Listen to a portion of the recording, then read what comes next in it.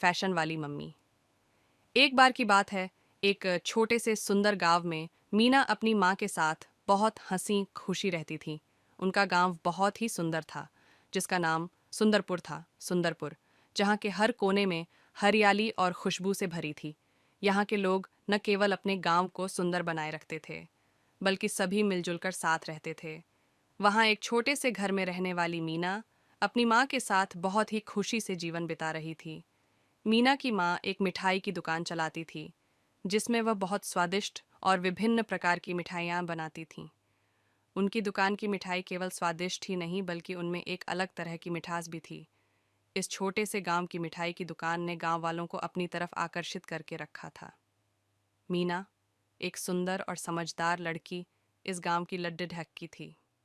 उसकी माँ, जिनका नाम सुशीला था, गांव की प्रसिद्ध मिठाई दुकान संचालित करती थीं। सुशीला मीना की मम्मी नहीं, बल्कि गांव की फैशन वाली मम्मी के रूप में मशहूर थीं। उनके पहनावे, शैली और व्यवहार से गांव वाले बहुत प्रभावित थे। उनका फैशन खुद की संस्कृति को आगे बढ़ाना था, दूसरों की नकल करना नहीं था। इसलिए गांव की महिलाएं उनसे बहुत प्रभावित होती थीं।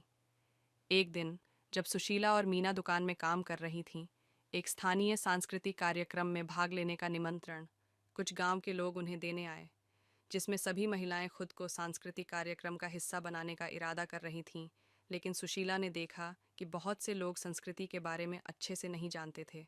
इसने तय किया कि वह और मीना एक नए तरीके से संस्कृति को प्रमोट करेंगी और अपनी संस्कृति को आगे लेकर जाएंगे और लोगों को बताएंगे हमारी भारतीय संस्कृति कितनी सुंदर है। फैशन वाली मम्मी ने मीना को बताया, बेटा, हमें इस सांस्कृतिक कार्यक्रम में भाग लेना चाहिए और लोगों को दिखाना चाहिए कि हमारी संस्कृति में कितनी खूबसूरती है। हमारी परंपरागत तरीका लोगों को प्रभावित करेगा और जीवन में खुशी का मार्ग बनाएगा। मीना ने खुशी खुशी स्वीकार किया और दोनों ने मिलकर एक प्यारी सी नृत्य प्रस्तुत करने का निर्णय किया। सुशीला ने एक नए डिजाइन की साड़ी और आभूषण पहना और मीना ने भी खुद को एक परंपरागत संस्कृति के रूप में सजाया। उन्होंने अपनी मिठाई दुकान को भी सुंदरता से सजाया और उसे एक संस्कृति का केंद्र बना दिया। सांस्कृतिक कार्यक्रम ने शुरू होते ही सावित्री और मीना को सभी की नज़रों ने खींच लिया।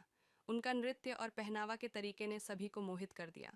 उनके नृत्य और उनके पहनावा के माध्यम से वह लोगों को संस्कृति के महत्व को समझने लगे। सांस्कृतिक कार्यक्रम के बाद सुशीला और मीना को गांव के सभी लोगों से बहुत सम्मान मिला। उनकी मिठाई दुकान भी बहुत चर्चा में रही और लोगों के बीच में उनकी मिठाइयों की प्रशंसा बढ़ गई। मीना ने अपनी माँ से सीखा कि आपकी आत्मसमर्पण और आत्मविश्वास के साथ आप किसी भी क्षेत्र में चमक सकते हैं।